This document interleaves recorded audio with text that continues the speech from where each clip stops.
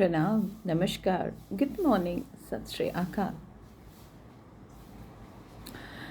प्यासा कुएं के पास जाता है कि कुआं प्यासे के पास चल के आता है? ऑफ कोर्स प्यासा कुएं के पास जाता है। तो आप और मैं और हम सबको वहीं जाना चाहिए जहाँ उस चीज़ का निवारण हो जाए। लेकिन ज़िंदगी में जब कुछ आत्माएं वहाँ कभी नहीं जाती जहाँ निवारण हो, और सारी उम्र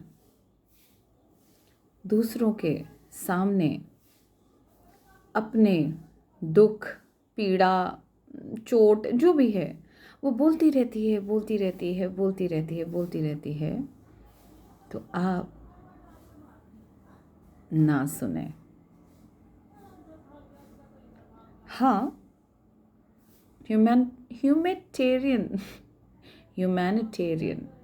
ग्राउंड्स पे उसको सलाह दीजिए कि भाई ये तकलीफ़ है तो यहाँ जाइए, दवाई लेनी है तो केमिस्ट हैं, ज़्यादा कुछ और पूछना है तो स्पेशलिस्ट हैं, भूख लगी है तो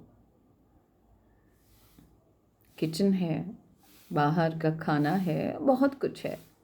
ये एडवाइस आप दे सकते हैं। लेकिन अगर वो बार बार बार बार बार बार रोता रहेगा, अपना रोना जैसे कहते हैं, तो उसे एक बड़ा सा लठ डंडा उठाइए और तो मारिए।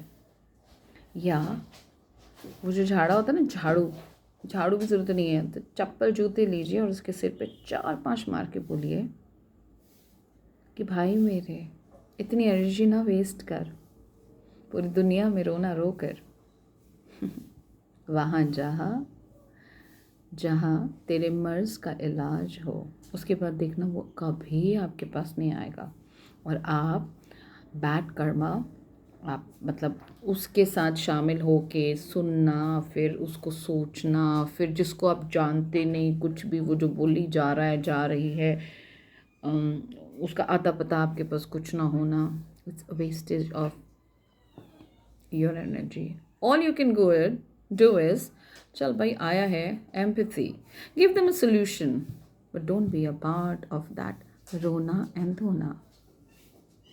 तो आप बच जाओगे और शायद उसके लिए भला होगा। वो रोने धोने और जूते चप्पल खा के शायद बिल्कुल सही जगह पहुंच जाए, जहाँ शायद उसकी आत्मा को कुछ शांति मिले। कुछ फिर भी अगर वो भटक रहा है तो छोड़ दीजिए, भटकने दीजिए, उसका टाइम नहीं आया। He is meant to choose that path because he has been crying the whole life.